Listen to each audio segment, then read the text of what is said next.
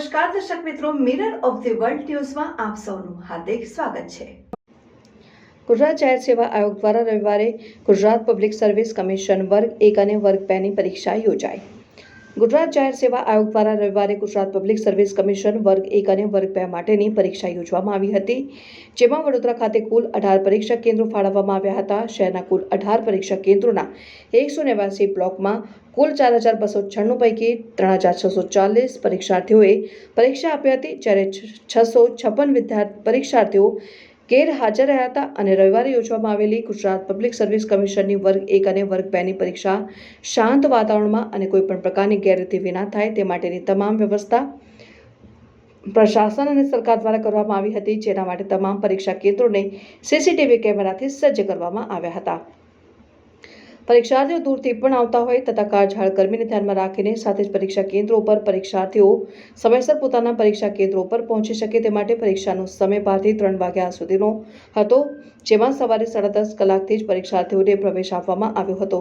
તમામ 18 પરીક્ષા કેન્દ્રો પર પરીક્ષાર્થીઓ માટે પીવાના પાણીની, પંખા સહિતની તમામ વ્યવસ્થા રાખવામાં આવી હતી। તો બીજી તરફ કોઈપણ પ્રકારની ગેરરીતિઓ ન થાય તે માટે પોલીસનો ચુસ્ત બંદોબસ્ત રાખવામાં આવ્યો હતો। રવિવારે સમગ્ર ગુજરાતની સાથે વડોદરા શહેરમાં જીપીએસસી વર્ગ 1 અને વર્ગ 2 ની પરીક્ષા શાંતિપૂર્ણ વાતાવરણમાં સંપન્ન થઈ હતી।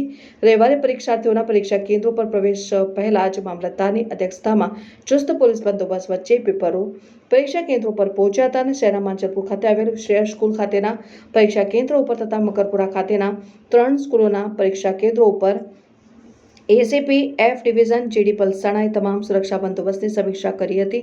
પરીક્ષાર્થીઓના જણાવ્યા અનુસાર પરીક્ષામાં કરંટ અફેર્સ વધુ પૂછ્યા હતા અને ઘણા પરીક્ષાર્થીઓને યુપીએસસીની પરીક્ષા જેવું પેપર લાગ્યું હતું અને ઘણા વિદ્યાર્થીઓ છેલ્લા 1.5 વર્ષથી પરીક્ષાની તૈયારીઓ કરી રહ્યા હોવાનું જણાવ્યું હતું।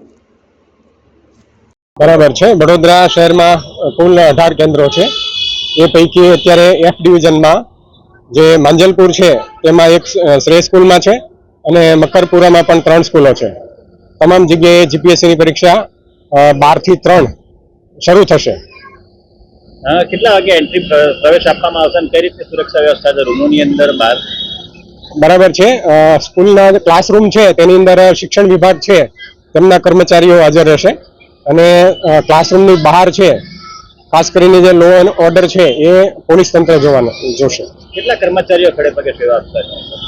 અત્યારે અમારા પોલીસ તંત્રમાંથી એક પીએસઆઈ અને 5 કર્મચારીઓ, 2 બાર ટ્રાફિક માટે પણ કર્મચારીઓ ફાળવેલા છે। વડોદરા જિલ્લાના સાવલી તાલુકાનો પ્રતાપનગર કરીને ગામ છે, અહીંથી 30 કિલોમીટર છે, ત્યાંથી આવું છું અને જીપીએસસીની તૈયારી કરું છું। શું લાગે છે આજે પહેલું પેપર છે તમારું, આજે કઈ રીતની તૈયારીઓ છે? તૈયારી તો છે મારી, આમ તો 2 વર્ષથી જ કરું છું, પણ હવે જેવું પેપર સેટર આવે એના પરથી ખબર પડે આપણે કે કેવું છે।